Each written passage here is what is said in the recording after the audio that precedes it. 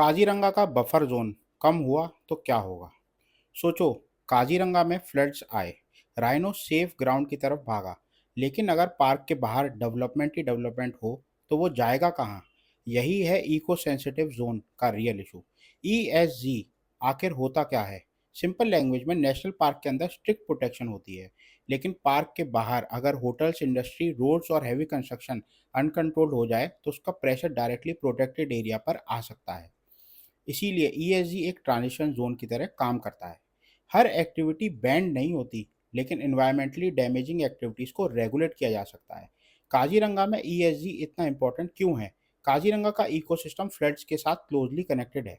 ब्रह्मपुत्रा की annual floods के वक्त पार्क का एक लार्ज एरिया इनंडेट हो सकता है। एनिमल्स हायर ग्राउंड की तरफ मूव करते हैं और कई एनिमल्स कार्बी एंगलोंग के हिल्स और सराउंडिंग फॉरेस्ट की तरफ मूव करते हैं। मतलब वाइल्ड लाइफ की दुनिया पार्क की बाउंड्री पर ख़त्म नहीं होती है। अगर उनका मूवमेंट कॉरिडोर पार्क के बाहर है, तो उस कॉरिडोर की प्रोटेक्शन भी कंजर्वेशन का पार्ट बन जाता है।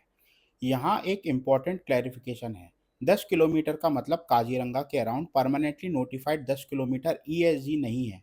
ये सुप्रीम कोर्ट के फ्रेमवर्क के अंदर डिफ़ॉल्ट इंटरिम प्रोटेक्शन से कनेक्टेड है, जब तक साइट स्पेसिफिक ईएसजी फाइनलाइज नहीं होता। अब असम में साइट स्पेसिफिक ईएसजी को 1 किलोमीटर तक रखने का प्रपोजल डिबेट का सेंटर बना हुआ है। गवर्नमेंट का कंसर्न है कि नियर बाय टाउन्स और कम्युनिटीज़ पर अननेसेसरी रिस्ट्रिक्शंस नहीं होनी चाहिए। ये कंसर्न जेन्युइन है, लेकिन कंजर्वेशनिस्ट का क्वेश्चन भी इक्वली इंपॉर्टेंट है। अगर प्रोटेक्शन सिर्फ 1 किलोमीटर तक कंसंट्रेटेड हो गई, तो वाइल्ड लाइफ कॉरिडोर्स और फ्लड एस्केप रूट्स का क्या होगा? तो प्रैक्टिकल सोल्यूशन क्या है? एक बेटर अप्रोच है ecology based zoning. Wild life corridor तो है, तो स्ट्रॉन्गर प्रोटेक्शन लाइए। फ्लड एस्केप रूट है, तो कंस्ट्रक्शन पर कंट्रोल होना चाहिए। अगर कोई गांव ऑलरेडी एग्जिस्ट करता है, तो कम्युनिटी फ्रेंडली प्लानिंग होनी चाहिए।